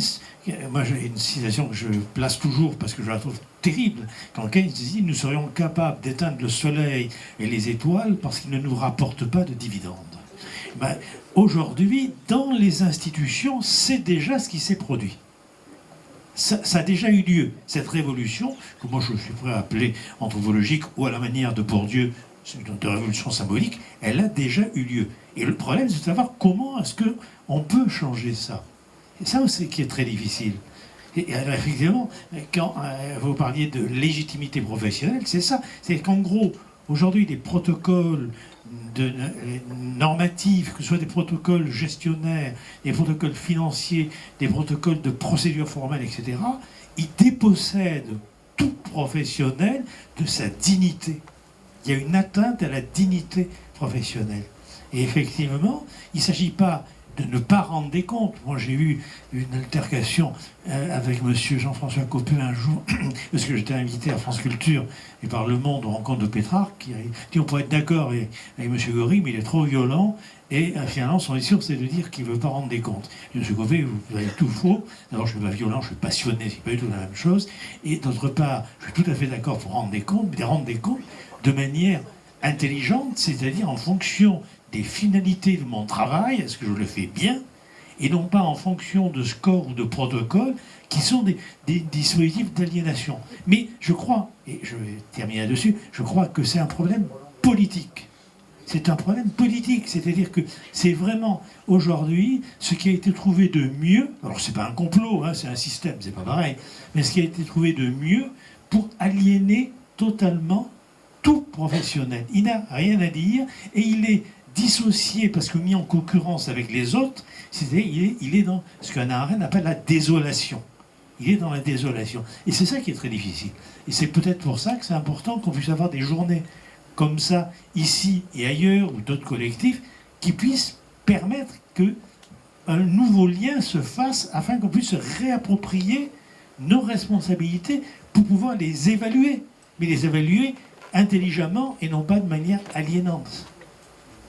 Monsieur, là derrière. Bon.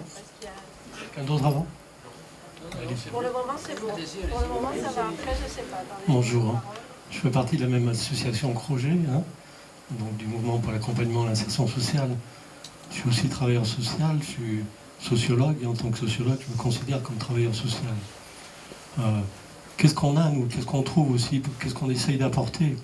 Peut-être qu'effectivement, à un moment donné, on a cru que, parce que j'ai été quelque part aussi éducateur spécialisé à un moment de ma vie, on a cru que les éducateurs spécialisés, ils étaient intouchables, qu'ils pouvaient gérer tout ça tranquillement. Et puis aujourd'hui, on s'aperçoit que c'est pas si simple. Donc qu'est-ce qu'on fait, nous, au niveau du maïs?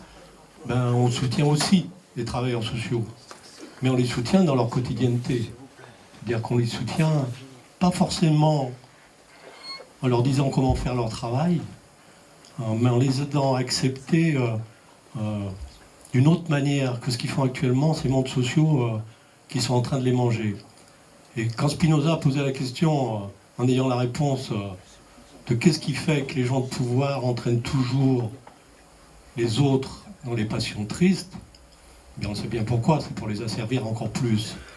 Et effectivement, si on se met du côté des passions ou du côté des affects au sens de Spinoza, on va aller du côté des passions joyeuses que les travailleurs sociaux n'arrivent plus à percevoir. Tout à l'heure on parlait de burn-out, ce mot que je ne comprends pas dans cette langue-là, mais qui fait que c'est quelque chose de très dépressif, et on s'aperçoit qu'il est de partout, maintenant on le sort dans tous les sens. Et effectivement au Maïs, nous, un des endroits pour répondre qu'est-ce qu'on fait, un des endroits c'est d'aller auprès des travailleurs sociaux pour les soutenir et pour faire émerger leur passion joyeuse. Pas la passion joyeuse, c'est pas une passion de bisounours qui fait que tout est joyeux. Non, c'est qui fait qu'on peut de retour penser l'humanité comme quelque chose d'autre, comme une inhumanité, tout en sachant qu'on est quand même fait des deux, qu'on traverse ces deux choses-là. Alors peut-être qu'à un moment donné, il faut, nous, les Occidentaux, qui sommes baignés dans cette rationalité de Descartes, peut-être qu'à un moment donné, il faut faire un pas de côté, un petit pas de côté, aller du côté d'un autre cheminement, aller du côté d'une autre voie, qui est celle du Tao, par exemple, de voir les choses d'une autre manière. Peut-être faut-il s'autoriser à ça, à ne pas vouloir tout comprendre, à ne pas vouloir trouver une solution à tout, bien sûr, mais simplement à écouter, à être là et à faire une place à chacun. C'est ce qu'on essaye au Maïs de travailler. C'est pas facile, mais on bosse là-dessus en tous les cas. Alors, priorité à la salle. Donc, Dominique, tu as pas à parler encore. Oui, alors Dominique Terre. Ce que je voulais dire, c'est que les champs différents qui ont été abordés aujourd'hui et qui ressemblent à cette espèce d'éclectisme qu'on avait au début de l'appel des appels, puisque l'appel des appels s'est construit pour faire un collectif autour des appels à l'époque. Je trouve très intéressant, à quelques 10 ans près, de reprendre un peu, d'explorer ces différents champs, mais différemment. C'est tout à fait différent, et à chaque fois, bon alors l'effondrement on le sent, on l'entend partout, enfin on en a peur, mais on entend aussi les lucioles, c'est-à-dire les vacuoles négantropiques, comme je dis, ce que vous appelez la passion gay. C'est que dans chacun des champs, il y a quelque chose qui résiste. Par exemple, Séraphin, il ne faut pas le remplir, quoi. Voilà, je vous le dis clairement. Moi, je ne le fais pas au CMPP où je travaille. Je ne remplis pas les choses. Bon, mais il y a donc des expériences un peu partout qui sont de résistance et pas de servitude volontaire. Mais en cela, l'appel des appels est très important. C'est-à-dire que moi, je m'aide beaucoup du travail qui est fait à l'appel des appels. Et vraiment, je souhaite que la réflexion commune sur des sujets un peu différents soit quand même mis en commun, une sorte d'action ou de réflexion qui va pouvoir nous mener à quelque chose de plus fort qu'actuellement. Voilà. Et je pense que là, c'est vraiment très utile de réfléchir là ensemble et de mettre en commun ce qui se fait dans chacun des champs. Pas seulement du côté de l'effondrement, en effet. Donc Charles, oui, Charles d'abord. Il est dans la salle. Non, c'est juste une observation. Moi, j'ai quand même été marqué par l'interrogation sur le vertical. Hein. Là, on est dans l'horizontal depuis tout à l'heure et tout. Il y a quelqu'un qui pose la question, c'est oui, d'accord, mais il y a aussi ceux qui descendent d'en haut. Bon, qu'est-ce qu'on en fait de ça? Moi, juste, c'est une observation, c'est une intuition. C'est que je crois que l'activisme gouvernemental, dans lequel, dans cet activisme, il y a un mot qui revient tout le temps, qui s'appelle ordonnance. Ordonnance, c'est ordonner. Et il y a un besoin d'occuper le terrain, d'occuper les esprits, et qui fait, à mon sens, mais j'avance cette idée, elle est tout à fait discutable, qui est faite pour empêcher que se continue ce qui a été entrepris, c'est-à-dire que montent dans la société des aspirations qui contredisent ça, qui contredisent le côté exécutant, le côté ordre, application, voilà. Et c'est un petit peu le sujet du petit bouquin qu'on a fait avec Roland Gori et Bernard Lubat, qui s'appelle Manifeste des ouvriers. Ouvrier, vous avez compris, c'est œuvre et ouvrier. Hein. Et ça consiste à quoi? À essayer de souligner le fait qu'il y a des gens qui veulent revenir à l'œuvre dans leur travail, dans leur vie, dans la vie collective, etc., etc. Bon, pourquoi j'ai dit ça? Parce que j'ai lu, je ne crois pas m'être trompé, il y a une étude qui a été faite sur le monde étudiant aujourd'hui. Au terme de cette étude, il y a une indication sur l'état d'esprit qui se développe dans le monde étudiant. C'est ils veulent, dans leur vie, faire quelque chose d'intéressant dans leur travail et dans leur vie, la capacité d'inventer, 2, travailler en équipe, et 3, un désintérêt progressif vis-à-vis de l'enrichissement personnel. Bon, c'est quand même intéressant cette histoire, mais c'est pas exactement ce qui est en train d'être mis à l'ordre du jour par les autorités gouvernementales. Je pense que là, il y a une contradiction. Simplement, évidemment, elle se voit moins parce que dans les journaux télévisés, on parle des ordonnances tous les soirs, absolument tous les soirs. Vous avez vu que maintenant, on s'engage vers l'assurance chômage, vers la formation, etc. Et ça va continuer. Ça va continuer pendant des mois.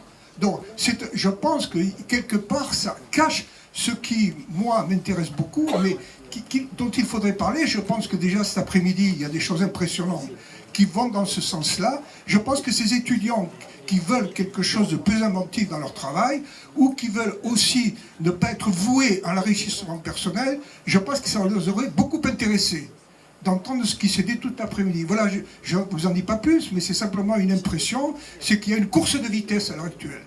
Je pense entre des choses qui se développent dans la société et les autorités qui, pour être gouvernementales, en réalité, excusez-moi, je pense que c'est un cache-sexe. Les autorités gouvernementales cachent d'autres autorités qui, elles, ne se voient pas, se voient beaucoup moins, mais qui ont, si je puis dire, la vraie puissance. La vraie puissance et la vraie volonté de transformer dans le sens qui est dit. Voilà. Je vous en dis trop, excusez-moi. Oui, je voudrais revenir sur cette question effectivement un peu plus politique. Sauf que je ne l'ai pas dit tout à l'heure, mais je suis aussi référent des questions de psychiatrie pour le Parti communiste et membre de la commission santé. Et donc en ce moment, par exemple, on réfléchit sur le projet de loi de financement de la sécurité sociale, qui est une catastrophe. Hein. Mais pour venir plus loin, hier à Marseille, au colloque où j'étais, on réfléchit justement hier soir sur comment est-ce qu'on peut trouver des perspectives, ne pas être dans la lamentation. Et il me paraît qu'il y a une chose qui est sûre, c'est qu'il ne faut pas opposer le local et le terrain au global, en sachant qu'en même temps, aujourd'hui, il n'y aura pas de solution globale qui va tomber d'en haut. Moi, j'ai commencé à militer il y a très longtemps, c'était l'époque du programme commun. Alors, on se disait, le programme commun, voilà, la révolution sera faite par le programme commun. Eh bien non, ça n'a pas marché et ça ne marchera pas. Donc, mais par contre, il faut bien avoir conscience que si on reste que sur le terrain, que dans son coin, on va être laminé. Ça, je pense que c'est aussi quelque chose. Pour reprendre l'exemple de donc comment ça dégouline, ça ruisselle. Mais c'est plutôt c'est même parfois plutôt les chutes du Niagara. il y a quelques années, je ne sais pas si vous vous souvenez, on a donné au patronat 50 milliards d'euros. Aujourd'hui, il faut les financer. Pour les financer, on a notamment mis en place la loi santé et le fait qu'aujourd'hui, on est en train de restructurer tous les hôpitaux en même temps et la psychiatrie pour à la fois fermer des services et en même temps réduire les missions. Alors dans le champ de la psychiatrie, ça va être notamment les missions. La psychiatrie ne devra s'occuper que des aigus. C'est pour ça que je te disais que tout à l'heure, vous allez en avoir des patients qui aujourd'hui sont suivis en psychiatrie parce qu'il s'agit de s'occuper des aigus, y compris en ambulatoire. C'est-à-dire que celui qui va suivre demain la personne qui souffre de psychose, c'est plus le centre médico-psychologique, c'est le médecin généraliste. Sachant qu'aujourd'hui, il n'y a plus de généraliste. Et ça, on s'en fout. Ce n'est pas incohérent dans leur tête. C'est au contraire très pensé parce que justement, on est en train d'organiser un système de soins où on va réussir à faire des économies par le rationnement de l'offre. S'il n'y a pas d'offre, tu as beau avoir un besoin, il ne sera pas répondu. On ne pourra pas y répondre. Donc ça, je pense que c'est quelque chose d'important et que donc, pour arriver à faire ça, c'est rien de plus soigner les gens qu'on a en charge, il est important, et ça fait le lien, à mon avis, avec ce que je disais tout à l'heure, par rapport à ce qui aujourd'hui se délite dans la culture, dans les mentalités, il est impératif que les soignants ne soient plus attachés à la qualité de leur boulot. Moi, j'ai bossé pendant 40 ans. Sur 40 ans, je pense que j'ai dû faire au moins une année de grève. Sur toutes ces journées de grève, je pense qu'il y a eu 99% des journées qui étaient faites pour défendre l'hôpital et 1% pour défendre les salaires. Aujourd'hui, ça n'a plus lieu. L'année dernière, dans l'hôpital où j'ai fini à Villévar, on s'est bagarré pendant 6 mois contre justement la loi santé. On a réussi à faire une demi-journée de grève. Parce que les collègues ne voulaient pas se mettre en grève. Donc il faut bien qu'on trouve aussi d'autres formes là de lutte, mais en même temps de discussion. C'est à en profiter malgré tout pour discuter et pour montrer l'importance de ça. Mais c'est un travail de longue haleine et je pense qu'il ne faut surtout pas lâcher. Je crois que oui. Ah, alors vraiment une dernière, parce que là il va falloir laisser la salle. Il faut le micro. Si on vous attend, on ne vous entend pas. Vous patientez, on va vous l'amener. Là, voilà. Merci, bonjour. Je m'appelle Soria Bernard, je suis retraitée de l'INSERM, biologiste. Et donc, moi, ce que je travaille dans pas mal d'associations, dont la FMTS, qui est la Fédération mondiale des travailleurs scientifiques, et nous travaillons sur la précarité partout, parce que ce modèle de précarité n'existe pas qu'en France, il existe en Europe et en Russie en ce moment, en Amérique du Sud, en Afrique et ailleurs. Donc, nous, on travaille avec tous les pays qui sont concernés par la précarité, on travaille sur la paie, on travaille aussi sur les problèmes du droit, enfin bref. Et donc sur la question de la précarité, il faut qu'on se réunisse, mais que ce n'est pas, c'est un système qui a été institué dans le monde entier. C'est-à-dire qu'en Chine, par exemple, on a nos collègues chinois qui disent que jusque-là, ils étaient payés ils avaient un poste stable, comme en Russie. Et aujourd'hui, les jeunes n'ont que des CDD. Donc c'est pas un truc qui est fait seulement ici. Il est fait partout. C'est un système qui est installé pour dire qu'en fait, il n'y a pas de choix. C'est comme ça partout, et donc on doit l'accepter. Et sur ce qui nous a beaucoup impressionné, c'est que les pays comme la Russie, la Chine et l'Afrique qui se posent ce type de questions parce qu'ils ne l'avaient pas avant. Il y avait très peu de postes en Afrique, mais les postes qui étaient attribués à vie, c'est-à-dire c'est des postes comme nous, de fonctionnaires, etc. Aujourd'hui, il y a de plus en plus de difficultés au Sénégal, au Mali, en Afrique du Sud, en Afrique du Nord, etc., à avoir un poste. C'est-à-dire qu'il y a plein de jeunes qui ont des diplômes, qui ont 10-15 ans après le bac et qui ne trouvent pas de boulot. Donc je pense que c'est un système qui va nous imposer et que nous en tant qu'FMTS, on a participé au 15 mars de cette année pour la journée contre la précarité, qui va avoir lieu encore tous les ans. Et maintenant, on le demande aussi dans les pays comme la Russie, la Chine, etc. Et nous sommes en train d'internationaliser la question de la précarité, parce qu'en fait, il faut qu'on sache que la lutte, elle est internationale, et il ne faut pas rester que sur nos problèmes. Et pour revenir à l'INSERM, moi, quand j'ai débuté à l'INSERM dans les années 70, on avait 98% d'argent qui venait du public. Aujourd'hui, on est à moins de 30%. Et 50% des jeunes qui travaillent dans mon labo n'ont pas de poste, sont sur des CDD 3 mois, 6 mois, 1 an, renouvelables ou pas, ce qui veut dire qu'en fait, on ne peut pas faire de recherche. Et le but de tout ça, c'est que la recherche publique n'existe plus. Or, le privé ne prend pas le relais, puisque, comme on a vu, tous les laboratoires pharmaceutiques ferment leurs labos de recherche. Jusqu'à présent, ils nous donnaient des contrats qui leur permettaient de faire les recherches sans payer les salaires. Aujourd'hui, même ça, ils n'en veulent plus. Donc, en fait, c'est un système qui s'installe petit à petit dans tous les domaines, que ce soit la recherche, que ce soit les soins, que ce soit le social. C'est nous imposer une façon de travailler qui implique qu'en fait, on sera tout le temps précaire. Voilà, et c'est ça sur quoi on doit lutter au niveau national, mais au niveau international. Voilà, merci.